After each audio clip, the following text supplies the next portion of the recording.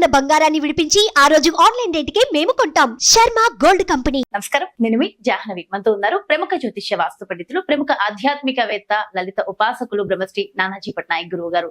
సూక్ష్మంలో మోక్షం ఈ ప్రత్యేక కార్యక్రమం ద్వారా మనకి బోలెడంత నాలెడ్జ్ చేస్తూ చక్కగా ఆధ్యాత్మికంగా మనం ఏం చేయాలి, ఎలా చేయడం వల్ల మన జీవితాన్ని ఉద్ధరింప చేసుకుంటాము, ఎలాంటి పరిహారాలు కావాలి, సో ప్రతి ఇన్ఫర్మేషన్ అందిస్తూ ఉన్నారు కదా. మరి ఈ రోజు కూడా అమావాస్యకు సంబంధించి, ముఖ్యంగా మహాలయ అమావాస్యకు సంబంధించి ఒక చక్కటి ఇన్ఫర్మేషన్ గురువుగారి మాటలు అడిగి తెలుసుకుందామా? నమస్కారం గురుగారు. శ్రీమాత్రే నమః. అయితే గురువుగారు, అమావాస్య, మహాలయ అమావాస్య, మహాలయ పక్షాలే చాలా చాలా ముఖ్యము. ప్రతిరోజు ఇంపార్టెంట్ గా చెప్తూ ఉంటారు. అంటే ప్రతిరోజు చేయలేని వాళ్ళు కూడా ఒక్క మహాలయ అమావాస్యని మనం ప్రాపర్ గా యూటిలైజ్ చేసుకుంటే చాలా బాగుంటుంది, మనకున్న దోషాలు పోతాయి అంటారు. అసలు ఏం దోషాలు పోతాయి? మహాలయ అమావాస్యని ఉపయోగించుకోవడం అంటే ఏంటి, ఎలా ఉపయోగించుకోవాలి? మరి ఈసారి వచ్చే అమావాస్యకి సూర్యగ్రహణం అనేది కూడా ఉంది కాబట్టి ఇంకా దీని ఇంపాక్ట్ మంచిగా ఉండబోతుందా, ఇంకేమైనా నెగటివ్ గా ఉండబోతుందా? పూర్తి ఇన్ఫర్మేషన్ తప్పకుండా అమ్మా. ఫస్ట్ ఆఫ్ ఆల్ ఏంటంటే, ఈ పూర్వజన్మ సిద్ధాంతాన్ని సనాతన ధర్మంలో పురాణాలు కానీ, అదేవిధంగా ఇతిహాసాలు, పురాణాలు ఇవన్నీ చదివిన వాళ్ళకి కొంత అవగాహన ఉంటుంది. జన్మలు ఉన్నాయి, పితృదేవతలు అనేటువంటి ఒక దేవతా బృందం అనేటువంటిది ఒకటి ఉంది, పితృదేవత అనేటువంటిది. ఈ యొక్క జీవి మరలా మరణించిన తర్వాత ఇంకో దగ్గర జన్మ ఎత్తడం జరుగుతుంది. ఇవన్నీ మనం వింటుంటాం, కానీ కంప్లీట్గా మీరు దాని మీద బిలీవ్, అది నిజమో అని చెప్పి నమ్మడానికి కొంత టైం పడుతుంది. మహర్షులు మనకి ఎప్పుడో చెప్పారు, అనేక పురాణాలు, గరుడ పురాణంలో కానీ ఇట్లాంటి వాటిలో. అయితే ఈ మధ్య కూడా నేను మార్నింగ్ కూడా ఒక వీడియో చూశాను, వేరే కంట్రీస్లో వాటి మీద రీసెర్చ్ చేసి ఎస్ ఉన్నాయని చెప్పని చెప్పడం జరిగింది. ఎలా అంటే, ఒక మనిషి గుర్రం నడిపిస్తూ చనిపోయినట్టు అవ్వగానే ఆమెను తీసుకొచ్చి రూమ్లో పెట్టినప్పుడు ఆత్మ బయటకు వచ్చినప్పుడు బయటది కూడా చూస్తుంది యాక్చువల్గా. అయితే సమ్ టైమ్స్ ఏమవుతుందంటే, మరణించిన వ్యక్తి మరలి ఒక్కొక్కసారి ఏమవుతుందంటే, ఇది మా తాతగారి విషయంలో కూడా ఒకసారి జరిగింది, తీసుకుని వెళ్ళి అయ్యో ఇది తప్పుగా తీసుకురావడం జరిగిందని మళ్ళీ వదిలేస్తారు యాక్చువల్గా వాళ్ళు. కొన్నిసార్లు అలా జరిగింది. మా మదర్ వాళ్ళ ఫాదర్. అయితే అలా ఎప్పుడైనా కొన్నిసార్లు ఇది ఉమా సంహిత పార్వతీ పరమేశ్వరుల సంవాదంలో కూడా చెప్తాడు ఒకసారి, పార్వతీదేవికి పరమేశ్వరుడు ఒక్కొక్కసారి ఇలా కూడా జరుగుతుంటాయి మళ్ళీ అని. అంటే నేను ఈ విషయం ఎందుకు చెప్తున్నానంటే, వాళ్ళ రీసెర్చెస్లో కొంతమంది అక్కడ మనిషి చనిపోయాడని అనుకున్నప్పుడు బయట జరిగిన అంశాలు లేచిన తర్వాత చెప్పడం, ఎందుకంటే ఆ సోల్కి మళ్ళీ దానికంటూ ఒక దృష్టి, అదంటూ వినడం, అదంతా కూడా ఉంటుంది సోల్కి, మన బాడీతోనే కాకుండా. ఇట్లాంటివన్నీ వాళ్ళ అనుభూతులు చూసి చాలామంది దాని మీద బుక్స్ రాయడము, రీసెర్చెస్ చేయడము, ఇట్లాంటివన్నీ కూడా జరిగాయి. అంటే ఎప్పుడో మన వాళ్ళు చెప్పారు, ఒక జన్మ అనేటువంటిది ఉంది, ఆత్మ అనేటువంటిది ఉంది, ఆత్మ మరొక జన్మ తీసుకుంటుంది, పితృదేవతలు అనేటువంటిది ఒక వ్యవస్థ అనేటువంటిది ఒకటి ఉంది మనకి. అంటే ఇవన్నీ నీకు చనిపోయిన తర్వాత నువ్వు బ్రతుకున్నంత కాలము నమ్మకుండా ఇవేమీ లేవు అని ట్రాష్ అనుకొని, చనిపోయిన తర్వాత ఆ యమబట్లు వచ్చి 3 బట్లు వస్తారట తీసుకెళ్ళేటప్పుడు, అప్పుడు నువ్వు రియలైజ్ అయితే చేసేది ఏమీ లేదు, అంతే, ఏమీ లేదు, ఇంకా శరీరమే లేదు కదా మనం చేయడానికి. ఎందుకంటే నువ్వు ట్రాష్ అనుకుని పెట్టట్లేదు, గుర్తుపెట్టుకోండి. దాని తర్వాత నీ నీ నీ పిల్లడికి తెలియదు ఆ విషయం. ఏదో వాళ్ళకి పూర్వజన్మ సంస్కారం ఉంటే ఆ పిల్లవాడికి ఎలగొచ్చు, ఇలాంటివి ఉన్నాయి మా నాన్నగారు పాటించలేదు నేనే పాటిస్తానని. అలా ఉంది అంటే అది పూర్వజన్మ వాసన అంటారు దాన్ని, పూర్వజన్మ పుణ్యం అంటారు. అలా పెట్టాలంటే కనుక ఉంటే లక్కీ, లేకపోతే నువ్వు చేయలేదని నీ పిల్లాడు చేయడు. నువ్వు ఇక్కడి నుంచి ఎప్పుడైతే మనకి 12 రోజులు ఉంటుంది కదమ్మా, వాళ్ళకి 12 నెలలు, వాళ్ళకి 12 రోజులు, మనకు 12 నెలలు. మనం ప్రతి నెల పెట్టేటువంటి పిండ ప్రధానాలు ఏదైతుందో వాళ్ళకి ఒక్కొక్క రోజుకి ఫుడ్గా వెళ్తూ ఉంటుంది. ఇప్పుడు ఎక్కడైతే ఎవరైతే పెట్టలేదో వాళ్ళకి ఫుడ్గా ఉండదు, వాళ్ళకి ఆహారంగా వెళ్తూ ఉంటుంది. మనం చేసేటువంటి తర్పణాలు కానివ్వండి, పిండ ప్రధానాలు కానివ్వండి, అదేవిధంగా స్వయంపాకం కానివ్వండి, మీ పూర్వీకులకి ఆహారంగా వెళ్తుంది, గుర్తుపెట్టుకోండి. ఈ ఆహారం ఏ రకాలుగా వెళ్తుందంటే, నువ్వు అనొచ్చు ఏమండి మా తాతగారు చాలా భక్తిపరులు అండి, ఆయన అసలు మళ్ళీ ఇంకో జన్మ ఎత్తే ఛాన్సే లేదు, దేవలోకానికి వెళ్ళిపోయి ఉంటారు అంటే అక్కడికి అమృతంగా వెళ్తున్నాడు వెళ్ళిపెట్టే పిండం. పాముగా జన్మించావు, గాలిగా వెళ్తున్నాడు, పాము గాలిని తీసుకొని బ్రతుకుతుంది. ఒక రాక్షసుడిగా జన్మించావు, మాంసంగా వెళ్తుందట. ఏ జన్మ ఎత్తినా సరే ఒక రక్తం పీల్చే ఒక దోమగా జన్మించావు, రక్తంగా వెళ్తుందట. అంటే ఏమిటి, ఈ పిండ ప్రధానాలు కానీ ఇవన్నీ మనకి శాస్త్రాల్లో ఉన్నటువంటివే. వీటిని నేను ఒకటే చెప్తాను, మీ తాతగారికో నాన్నగారికో చేస్తూ ఉంటారు కదా, చేసేటప్పుడు ఖచ్చితంగా ఆ రోజు ఎన్ని పనులు ఉన్నా లీవ్ పెట్టుకోండి. మీరొక్కరే కాకుండా మీ ఇంట్లో పిల్లలకు కూడా ఆ రోజు స్కూల్ మానిపించి ఇంట్లో కూర్చొని చెప్పండి. ఎందుకంటే మనం ఏదో చేసుకుంటూ వెళ్ళిపోతే ఆ పిల్లవాడు ఎప్పుడూ చూడ్డు, స్కూల్కి వెళ్ళిపోతాడు. పెద్ద అయిన తర్వాత తల్లిలో ఎవరో చెప్పింది, అరే ఇట్లా ఉంటారంటే what is this, I don't know. అయిపోయింది. చిన్నప్పటి నుంచి కనుక కూర్చోబెట్టి, నాన్న ఈరోజు మీ తాతగారిది నేను పెడుతున్నాను చూడు, ఇలా ముగ్గురు ఉంటారు, నాన్న తాత ముత్తాత అనేటువంటి వాళ్ళ పేర్లు ఇవి, ఇలా పిండ ప్రదానాలు చేస్తాం, ఇలా పురోహితుడిని పిలుస్తాం, అతను ఇలా చేస్తారు, దీన్ని మళ్ళీ గైలు కూడా చేసే ఉంటాయి అని చెప్పడం జరుగుతూ ఉంటుంది.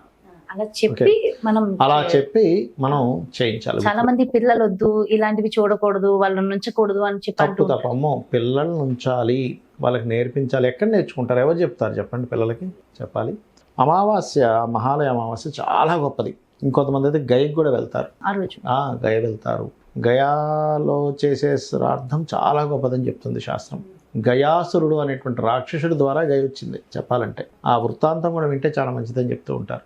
అది ఇప్పుడు చెప్తాను, వచ్చింది కాబట్టి గయాసురుడు గురించి ప్లీజ్ చెప్పండి. ఇక్కడ గయాసురుడు అనేటువంటి రాక్షసుడు, మామూలుగా రాక్షసులు అందరూ ఏంటి, శివుణ్ణి లేదా బ్రహ్మనే తపస్సు చేసి వరాలు పొందుతాడు, విష్ణువు వచ్చి హతమారుస్తాడు. ఇక్కడ ఈ రాక్షసుడికి సడన్గా ఏమనిపించిందంటే, ఏమిటి అందరూ శివుణ్ణి విష్ణువుని, మనం శివుణ్ణి బ్రహ్మనే పూజిస్తాం, మనం విష్ణువుని ఆరాధిద్దాం అనిపించింది. ఆయన విష్ణువుని తపస్సు చేశాడు, విష్ణుమూర్తి ప్రత్యక్షమయ్యాడు. తపస్సు చేస్తే ప్రత్యక్షం అవ్వడు. అప్పుడే తపస్సు చేస్తుంటే ఆ తపోగ్నిని మిగతా దేవతలు తట్టుకోలేకపోతుంటారు. తట్టుకోలేక విష్ణువు దగ్గరికి వెళ్తారు వీళ్ళంతా.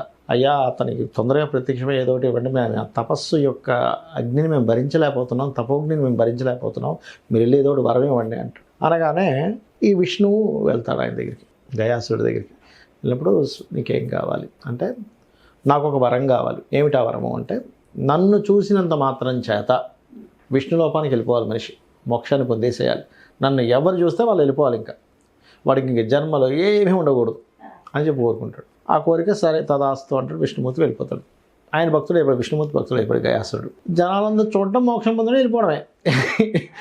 విష్ణులోకం నిండిపోతూ ఉంటుంది. అంటే అది అన్లిమిటెడ్ లేదు చెప్తున్నాను. ఈ యజ్ఞాలు లేవు, ఏమీ లేవు, ఇంకా హోమాలు యజ్ఞాలు పూజలు ఏమీ లేవు, అవిస్సులు సమర్పించడం ఏమీ లేవు. ఈ దేవతలందరూ మళ్ళీ మొరబెట్టుకుంటారు, స్వామి ఏమిటి అన్యాయం, వాడిని చూస్తే మోక్షం వచ్చేస్తుంది, ఇంకా భూమి మీద ఏమీ లేవు అసలు, ఒక పూజ పునస్కారం ఏమీ లేకుండా అయిపోతుంది. ఇది మరీ ఘోరంగా, మీరే కదండి అయ్యా ఆయన ఏమడిగారు, వరం ఇమ్మన్నారు, నేను వెళ్ళి వరం ఇచ్చా. ఇప్పుడు వెళ్ళి ప్రత్యక్షమైన తర్వాత, తపస్సుకు మెచ్చి వెళ్ళిన తర్వాత వరం అడిగిన వరం ఇవ్వాల్సిందే, అది దేవతా ధర్మం. అంటే అలా కాదు, ఇప్పుడు ఇవన్నీ లేకుండా పోయాయి, యజ్ఞాలు ఏమీ లేకుండా పోయాయి, దీన్ని ఏం చేయాలంటే, సరే నేను మీకు ఒక ఐడియా చెప్తాను. మీరు వెళ్ళి గయాసుడి దగ్గరికి వెళ్ళి మీ మీద హోమం చేయాలని వరం అడగండి. వరం అడిగితే ఏం కావాలని అంటాడు, నువ్వు పడుకొని ఉండగా నీ వీపు మీద హోమగుండాన్ని బట్టి హోమం చేయాలని హవిస్సు సమర్పించండి, అందులో మొత్తం దగ్ధమైపోతాడు గయాసురుడు అని ప్లానింగ్ ఇస్తారు వీళ్ళకి. సరే వీళ్ళందరూ వెళ్ళే ముందే ఈయన మళ్ళీ గయాసుడి దగ్గరికి వెళ్తారు విష్ణు, ఎందుకంటే ఆయన భక్తుని ఆయన కాపాడుకోవాలి కదా మళ్ళీ. గయాసుడి దగ్గరికి వెళ్ళి, ఇగో నీ దగ్గరికి దేవతలు వచ్చి అడుగుతారు, నువ్వు మాత్రం చక్కగా నువ్వు పడుకో, నీ మీద హోమం చేస్తారు, నువ్వు పూర్ణాహుతి చేసేటప్పుడు మాత్రం కదిలేటప్పుడు పూర్ణాహుతి చేయకూడదు అని చెప్పి ఐడియా చెప్పి వెళ్ళిపోతాడు. వాళ్ళు వస్తారు, చక్కగా గయాసురుడు తప్పకుండా ఇస్తాను నేను, అయ్యో భలేవారే అంటాడు. హోమం జరుగుతూ ఉంటుంది, కదులుతాడు పూర్ణాహుతి చేసేటప్పుడు. అప్పుడు బ్రహ్మేమో, అయ్యా వీడు ఇట్లా కదులుతున్నాడు ఏమిటి పరిస్థితి అంటే, ధర్మదేవతను ఆయన మీద పెట్టండి అని చెప్పి చెప్తారు.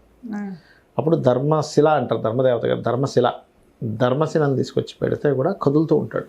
అప్పుడు మళ్ళీ వీళ్ళందరూ స్వామి ధర్మశిలను తీసుకొచ్చి పెట్టినా సరే కదులుతున్నాడు అన్నప్పుడు విష్ణు ఆ ధర్మశిల మీద కూర్చుంటాడు. విష్ణు ఉంటే ఆయన కదలడు, ఎందుకంటే ఆ విష్ణుశిల పడిపోతే కనుక దోషం కదా, విష్ణు భక్తుడు కదా, అప్పుడు కదలడు. అప్పుడు విష్ణువు, శివుడు వీళ్ళందరూ కూడా ఆయన మీద రావాలని ఆయన కోరుకుంటాడు. అలా ఆ యొక్క జరిగినటువంటి హోమం జరిగిన ప్రదేశమే ఇప్పుడు గయ, పాదగయ, శిరస్గయ అంటూ ఉంటారు. అయితే అప్పుడు ఆ యొక్క గయాసురుడు అడుగుతాడు, అయ్యా నేను ఏం పాపం చేశాను, మిమ్మల్ని ఎవరిని నేను యుద్ధాలు చేసి వేరే రాక్షసులా మిమ్మల్ని చంపలేదు, అదేవిధంగా నేను ఎవరికి అన్యాయం చేయలేదు, చక్కగా అందరికీ చేశాను కదా, నన్ను ఎందుకు ఇలా అన్యాయం చేశారని అడుగుతాడు గయాసురుడు. అలా కాదు, ధర్మం దెబ్బతింటుంది. ఇప్పుడు లోకంలో యజ్ఞాలు, హోమాలు, పూజలు ఇవన్నీ ఉండాలి, అవి దేవతలకు అందుతుండాలి. మళ్ళీ దేవతలు ఒక సైకిల్ లాగా పనిచేస్తుండాలి. అంటే ఎలా అంటే, ఇప్పుడు చెప్తా చూడమ్మా, ఇప్పుడు ఉదాహరణకి ఈ దేశపు సీఎంఓ, పిఎంఓ లేకపోతే ఒక దేశ ప్రెసిడెంటో ఉన్నాడు, ఎవరిని ఏ పని చేయనివ్వకుండా అందరికీ డబ్బులు పంచుకుంటూ పోతే ఏమైపోతుంది ఆ దేశం? ఎలా అభివృద్ధి చెందుద్ది? ఎవడే పని చేయడు, డెవలప్ కాదు కదా, అసలు ఎవడే పని చెప్తే ప్రొడ్యూస్ అవ్వదు. ఫస్ట్ అవ్వదు కదా. మనకి వాల్యూ పడిపోద్ది. అది ఎలాగైతే సోమరపోతులు చేసేసి మనిషి ఏమి చేయకుండా అయిపోతుందో, అదేవిధంగా ఈ చక్రం ధర్మచక్రం తిరిగేటువంటి దాన్ని పాడైపోతుంది నువ్వు నీ వల్ల. అందుకని ఇలా చేశాం, కానీ నీ మీద ఎటువంటి కోపం లేదు అని. అప్పుడు ఆ దేవతలందరూ కూడా నీ దగ్గరికి వచ్చి ఎవరైతే ఈ గయలో చేస్తారు వాళ్ళు చాలా చక్కటి మోక్షాన్ని పొందుతారు అనేటువంటి దాన్ని వాళ్ళందరూ ఇవ్వడం జరుగుతుంది. ఆ రకంగా గయా రావడం అసలు ఆ జరిగింది. కథ వింటుంటేనే వినాలట యాక్చువల్గా ఖచ్చితంగా వినాలి. అసలు ఎంత అదృష్టం కదా, నిజంగా తెలుసో తెలియకో కుదరక ఏమన్నా ఇలాంటివి చేయలేకపోయినా వింటుంటే కూడా అసలు ఆ ఎనర్జీస్ బాగున్నాయి గురువు గారు. బాగుంటాయి. ఇంకోటి ఏంటంటే చాలా మందికి ఉన్న అపోహ ఏంటంటే గైలో చేస్తే ఇంక జీవితాంతం చేయకూడదు అనుకుంటారు. తప్పు. గైలో చేసాక కూడా చేయాలి, ప్రతి సంవత్సరం చేయాలి. సంవత్సరం చేస్తారు. అమావాస్యలకు స్వయం పాకం ఇస్తారు. ఇప్పుడు మనకు అమావాస్య రాబోతుంది. ఈ అమావాస్యకి ఇంకా గొప్ప విషయం ఏంటంటే గ్రహణం కూడా వచ్చింది. గొప్ప విషయం అంటే గొప్ప విషయమే. గ్రహణంకి ఎక్కువ పట్టు కదా. మీరు ఇచ్చే దానం 100 రెట్లు పనిచేస్తుంది, మీరు చేసే మంత్రం 1000 రెట్లు పనిచేస్తుంది, సో ఇచ్చే తర్పణం కూడా 100 రెట్లు ఫలితం బ్రహ్మాండంగా ఇస్తుంది. పనిచేస్తుంది. అబ్బా, సో అద్భుతమైన అదృష్టాన్ని పట్టించేటటువంటి యోగం మాట అయితే. అలాగే తర్పణాలు 11:45 నుంచి 12:45 1 గంట లోపల చేయండి తర్పణం మధ్యాహ్న సమయంలో. అదేవిధంగా రాత్రిపూట గ్రహణం ఉన్నందుకు మనకు లేకపోయినా, ఇండియాలో లేకపోయినా జపం చేసుకోవచ్చు. 9-13 గంటల స్టార్ట్ అయ్యి 3 గంటల చిల్లర వరకు ఉంటుంది. ఆ సమయంలో జపం చేసుకుంటే చాలా మంచిది, అందులో ఎటువంటి సందేహం లేదు. సాయంత్రం పూట అమ్మవారి యొక్క ఆరాధన, ఈ మహాలయ అమావాస్యలో మధ్యాహ్నం మీరు తర్పణాలు ఇస్తే సాయంత్రం పూట లలితా సహస్రనామ శ్రవణము పఠనము లేదా కుంకుమ పసుపు తీసుకొని వేస్తూ శ్రీమాత్రే నమః అనే నామస్మరణ చేయడం అన్ని విధాలా చక్కటి ఫలితాన్ని ఇస్తుంది. అయితే క్రితం వీడియోలో మీరు చెప్పారు కదా, అమావాస్య రోజు అంటే ముందు రోజు నెయ్యి అన్నం తినాలి అని చెప్పి తర్పణం ఇచ్చిన తర్వాత తీసుకోవాలంట. కాదు, ముందు తర్పణాలు ఇచ్చిన తర్వాత భోజనం చేయాలి. భోజనం చేయాలి. ఆ భోజనంలో అంటే క్రితం వీడియో ఎవరైనా చూస్తే వాళ్ళకి క్లారిటీగా అర్థమవుతుంది. ఒక చిన్న పరిహారం కూడా చెప్పారు, అది కూడా అమావాస్య రోజే. సో ఒకవేళ చూడలేని వాళ్ళు ఉంటే ఆ వీడియోని కూడా ఒకసారి చూడండి, వీక్షించండి, ఇంకా క్లారిటీగా అర్థమవుతుంది. అమ్మవారి నవరాత్రుల గురించి చెప్పిన వీడియో అది. అమ్మవారి నవరాత్రుల గురించి సంబంధించిన వీడియో ఖచ్చితంగా వీక్షించండి. ఎందుకంటే ఇలాంటి పరిహారాలు తెలుసుకోవడము, నాలెడ్జ్ గెయిన్ చేసుకోవడం, మనకున్నటువంటి దోషాలను పోగొట్టుకోవడం చాలా ముఖ్యం. అసలు ఎంత చక్కటి ఇన్ఫర్మేషన్ అంటే నభూతో నా భవిష్యత్తు అంటే ఇలాంటి అంశం వినడం ద్వారా కూడా మనకున్న ఈ పితృ దోషాలు తొలగించుకోవచ్చు అనేది ఒక కథ రూపంలో చెప్తూ ఆ రోజు చేయవలసిన విధి విధానాలు చెప్పారు గురుగారు. Thank you so much Guruji. నమస్కారం. శ్రీమాత్రే నమః. చూసారు కదండి, ఇది మహాలయ అమావాస్య.